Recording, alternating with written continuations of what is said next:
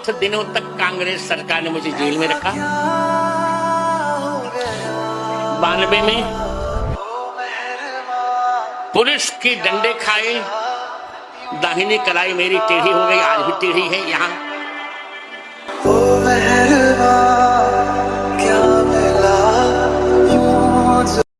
सभी भाई और बहनों को राम राम। चलिए आज का जल चित्र आरंभ करते हैं। जय श्री राम। लोगों ने 24 वकील लगाए थे राम मंदिर ना बने बोल के। मैं तो सबके बच्चों से कहता हूँ कि अपने बच्चों के बच्चों को बताना कि कांग्रेस पार्टी ने राम मंदिर के विरोध में 24 वकील खड़े करे थे। कितने? और ये कहते हैं हम राम भक्त हैं। तुमसे बड़ा नकली आदमी दुनिया में कोई पैदा नहीं हुआ। बात तो सही है। इनके मुंह से तो राम राम भी बोलो ना, तो राम का नाम सत्य हो जाए उस बंदे का। और आज भी इतिहास गवाह है, जिसने राम को गलत बोला है, जिसने राम को गाली बकी है और जिसने सनातन धर्म को गाली बकी है, वो पाकिस्तान आज आटे को तरस रहा है और राहुल गांधी वोट को तरस रहा है।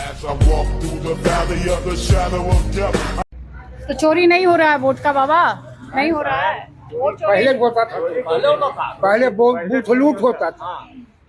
हम ही लोग लूटते थे, हम अब खुद लूटे थे। किसके लिए? उस समय कांग्रेस के लिए, कांग्रेस के लिए वोट लूटते थे। हाँ, पहले लूटते थे, लूटवाता था कांग्रेस के लिए। ये समूचा एकदम पूरा टान देते थे, कोई वोट देने आता नहीं था। आज एक आदमी भी जाता नहीं है जिसको रोका जाता है, हर कोई अपना वोट देता है। जमनदान में था वही लोग वोट देता था, 10-20 आदमी वोट देता था, बाकी जाओ घर वोट 10-20 आदमी वोट देता था। यही चाहती है कांग्रेस सरकार। सब कोई वोट दे रहा है, अब सब कोई वोट देता है, किसी को कोई वो प्रतिबंध नहीं है, कोई ऑब्जेक्शन नहीं है। लालू प्रसाद यादव के बेटा बोले है ना कि हम जीत जाएंगे ना तो 2500 का वोट कहियो न देम हम। लालू का वोट कहियो न, उसके तो ना तो वो 5 लाख रुपया देता ना तो उनका वोट ना दे।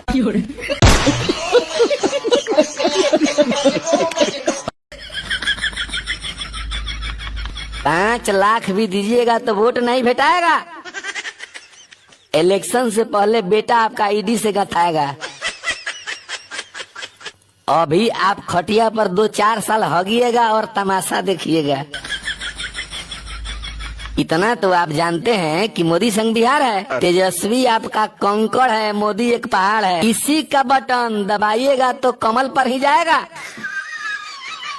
इलेक्शन से पहले बेटा आपका ईडी से गथाएगा। अभी आप खटिया पर 2-4 साल हगिएगा और तमाशा देखिएगा। जितना जमीन लूटे हैं इंच इंच लौटाना होगा। रांची जेल में फिर से जाकर खिचड़ी चोखा खाना होगा। बेटा आपका अनपढ़ है, लालटेन वही बुझाएगा। इलेक्शन से पहले बेटा आपका ईडी से गथाएगा। अभी आप खटिया पर 2-4 साल हगिएगा और तमाशा देखिएगा। बहाना बनाकर बेल पर है, पूरा बिहार ही जानता है। मुट्ठी भर यदमुल्लों को छोड़कर ईमानदार को ही न मानता है। कौन पागल बिहारी है जो सरकार आपका बनवाएगा? इलेक्शन से पहले बेटा आपका ईडी से गथाएगा। अभी आप खटिया पर 2-4 साल हगिएगा और तमाशा देखिएगा। वोट आपको देकर के मर्डर डकैती कराना है कि मोदी जी का हाथ थाम कर बिहार को आगे बढ़ाना है? आप ही बताइए, 9वीं फेल को कौन सीएम बनाएगा? इलेक्शन से पहले बेटा आपका ईडी से गथाएगा। अभी आप खटिया पर 2-4 साल हगिएगा और तमाशा देखिएगा।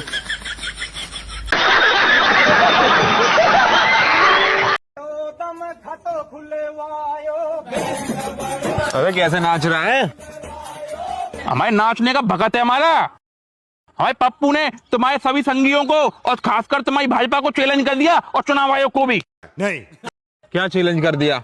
अब पोल खोल दी ना और तुम्हारे चुनाव आयोग की, अब वोट चोरी हो रही है। हमारे पप्पू ने कहा पटना के गांधी मैदान से कि अभी तो हमने केवल एटम बम फोड़ा है, अभी हमारे पास एटम बम से भी बड़ा बम है।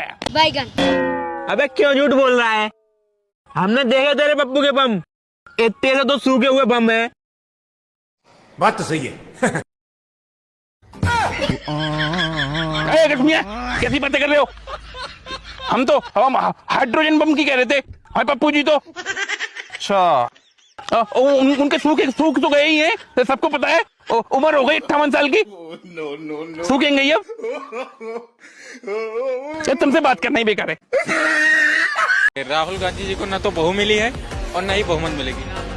समझ रहे हो आप, समझ रहे हो? और मैं तो बहुत खुले शब्दों में बोलता हूँ कि वो सरकार निकम्मी है, सोनिया जिसकी मम्मी है। ठीक है, आपने कभी बूढ़ा को जवान होते हुए देखा है? राहुल गांधी की सरकार भैया बन ही नहीं सकती। पता है क्योंकि बाप बाबरी, माँ पादरी, बेटा पंडित बिरादरी। बात तो सही है। और एक डाल पे उल्लू बैठा है, एक डाल पे तोता, और ब्राह्मण बनकर घूम रहा है फिरोज खान का पोता। ये हमेशा तो शुरू से अभी तक, ये अंत तक अभी सनातन को ही टारगेट करते चले आ रहे हैं। कहाँ से सरकार बना लेंगे? बिहारियों को गाली देने की परंपरा है। आज जो बिहारियों को गाली दिया करते थे वो इनके पार्टी के स्टार प्रचारक बने हुए हैं। जो उदयनिधि स्टालिन कहता था कि सनातन धर्म डेंगू मलेरिया है। बात तो सही है। जो एम के स्टालिन कहता था बिहारी लोग टॉयलेट स्वीपर होते हैं। बात तो सही है। तो उनके पार्टी के करता दयानिधि मारन कहा करता था कि बिहारी लोगों का कोई वजूद नहीं है, पानी पूरी बेचने कर्नाटक आते हैं। जो रेवंत रेड्डी कहा करता था कि बिहार के लोगों को के डीएनए में मजदूरी लिखा हुआ है। जो चरणजीत सिंह चन्नी कहा करते थे बिहार और यूपी के लोगों को खदेड़ने की आवश्यकता है। उनके सारे लोगों को, समर्थकों को जाकर के बिहारियों का अपमान, बिहार के 13 करोड़ युवाओं को, लोगों का अपमान है। और इस अपमान का बदला बिहार के चुनाव के रिजल्ट आपको जरूर बताएंगे। हम वसुदेव कुटुंबकम की बात करते हैं, अतिथि देवो भव की बात करते हैं, लेकिन उनकी प्रतिक्रिया हम वोट से देने की हिम्मत रखते हैं।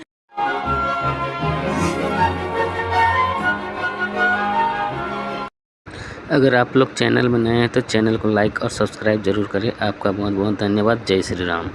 एक तो लाइक और शेयर ठोक दीजिए, महाकाल का दबा के लाइक और शेयर ठोक दीजिए, 5000 लौटे दिख जाना चाहिए।